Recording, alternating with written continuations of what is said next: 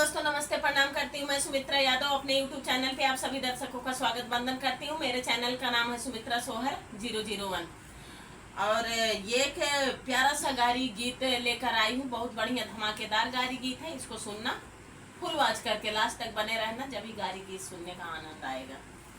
चलो, समय कम है, देर न करते हुए सुनाती हूँ। अरे बगिया में बोए अनार कोई तोड़ न सका। अरे बगिया में बोए अनार कोई तोड़ न सका। अरे बगिया में बोए अनार कोई तोड़ न सका। अनार तोड़ने गई दुल्हा के बहिनी, अनार तोड़ने गई दुल्हा के बहिनी, दुल्हा के बहिनी हो दुल्हा के बहिनी। अनार तोड़ने गई दुल्हा के बहिनी। अरे देख ली है भैया हमारा छिनर उखाड़ी रहा। अरे देख ली है भैया हमारा छिनर उखाड़ी रहा। अरे दई देवई हबड़ा का मेला बुजर उपाड़ी रहा। अरे दई देवई हबड़ा का मेला बुजर उपाड़ी रहा।